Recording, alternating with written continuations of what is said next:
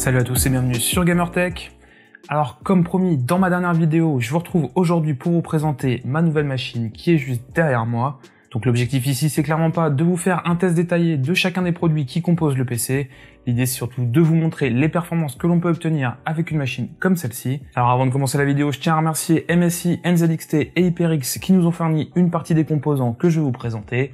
Je me permets également de rajouter que certains des composants ont été choisis en grande partie pour leur apparence et que ma machine est donc loin de proposer le meilleur rapport performance-prix. Donc je vais commencer par montrer la machine tout en vous présentant les composants, puis on verra ensuite les résultats que j'ai pu obtenir dans quelques jeux et applications de benchmark. Allez, c'est parti.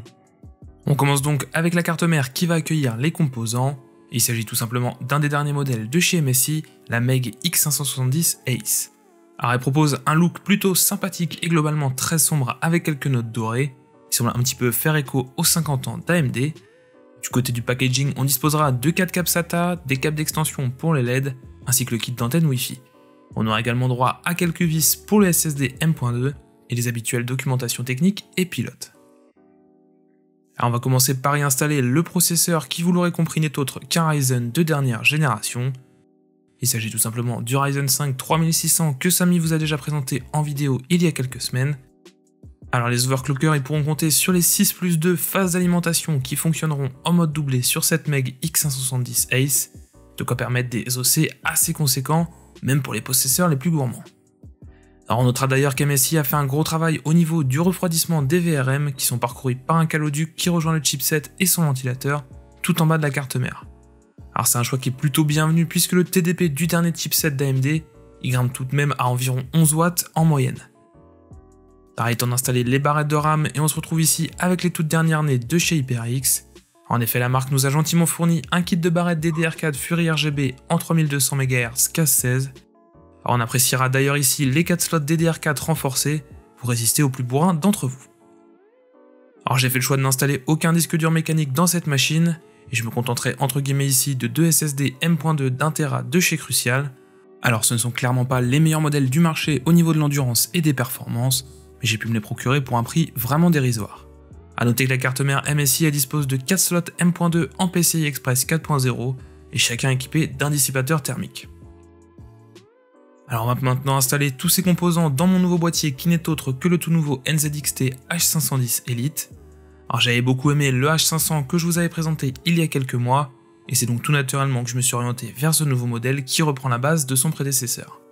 Ainsi la plupart des commentaires que j'avais pu faire à l'époque sur le H500, ils sont valables pour ce nouveau modèle H510 Elite. Alors la principale nouveauté c'est la présence de cette façade en verre trempé et installée devant deux ventilateurs AER RGB de 140 mm qui devraient apporter un petit peu plus de cachet à la machine une fois allumée. Alors en plus de cela, le H510 Elite il est équipé d'un Smart Device V2 qui permet de contrôler les ventilateurs et tous les éclairages RGB de la marque. Et le boîtier intègre d'ailleurs une bande de LED en plus des deux ventilateurs de façade, et j'ai décidé d'en rajouter deux supplémentaires en haut et à l'arrière. Pour rappel, vous pouvez avoir un aperçu des fonctionnalités du Smart Device dans ma vidéo dédiée au H500 et aux éclairages Hue de NZXT. Alors malgré quelques petits défauts d'assemblage, je suis globalement très satisfait par ce boîtier, qui remplace avantageusement mon H500. On profite toujours de ce design très sobre ainsi que de nombreuses gouttières qui permettent de faire un cable management au top. Alors c'est clairement pas le meilleur boîtier si vous cherchez une ventilation au top, mais c'est essentiellement un boîtier qui sera choisi pour son design. Alors seul son prix assez élevé il pourra en rebuter certains, mais dans tous les cas je vous invite à consulter notre test complet sur le site, il y a le lien qui sera bientôt en description de la vidéo. J'en profite ensuite également pour mettre en place mon Kraken X62 qui équipait déjà mon ancienne machine et qui devrait suffisamment refroidir le Ryzen 3600 qui sera en dessous. Donc comme le H500, l'installation elle se révèle très simple grâce au panneau amovible présent à l'avant du boîtier. Une fois que le Kraken est installé, on passe à l'installation de l'alimentation qui n'est autre qu'une RM750X de chez Corsair qu'on n'a plus vraiment besoin de présenter maintenant. Alors j'en profite pour mettre en place les différents câbles et ranger un petit peu tout le bazar présent derrière la carte mère. Et on peut ici remercier le H510 Elite et ses nombreux points d'attache et goulottes qui facilitent grandement le cable management. Alors maintenant que tout est en place dans le boîtier, il est temps de passer à l'installation de la carte graphique.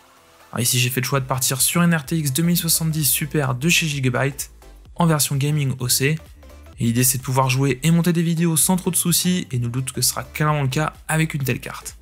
On notera ici que les 3 ports PCI sont renforcés et que pourra également monter le GPU à la verticale grâce à l'emplacement dédié à l'arrière du boîtier.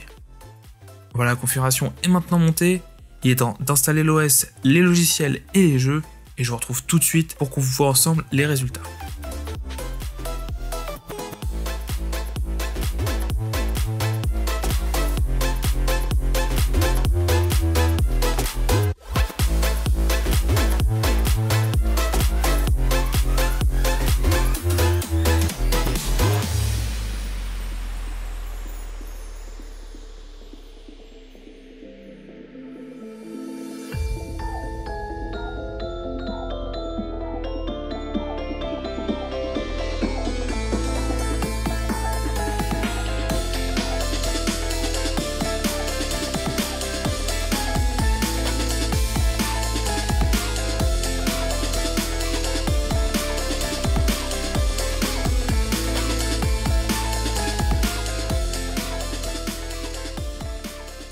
Donc du côté des benchmarks, on va commencer avec les habituels 3D Mark et Cinebench.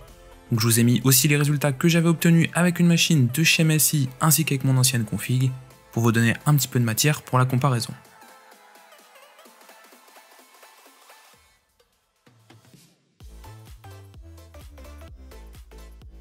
On passe maintenant aux performances en jeu, et ici j'ai décidé de tester les jeux en 1080p et en 1440p, avec la plupart des réglages en ultra. Donc sur les graphes, vous retrouverez logiquement les FPS moyens ainsi que le 1% low et le 0,1% low, histoire de vous donner une meilleure idée des performances réelles.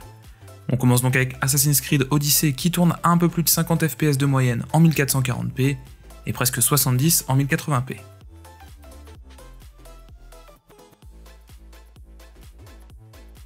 Toujours chez Ubisoft, Far Cry 5 tourne quant à lui à environ 100 FPS en moyenne dans les deux cas, puisque la différence entre les deux définitions reste très minime.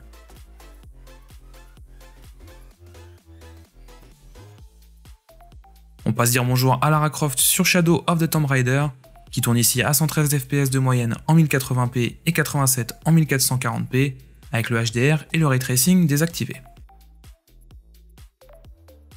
Un petit détour maintenant sur l'île de Los Santos avec GTA V qui tourne particulièrement bien sur cette machine. On dépasse très largement les 100 FPS de moyenne aussi bien en 1080p qu'en 1440p. Et on termine avec PUBG et Overwatch qui tournent tous les deux à plus de 130 images par seconde en 1080p. Et on attend également sans mal les 100 FPS de moyenne avec la définition supérieure.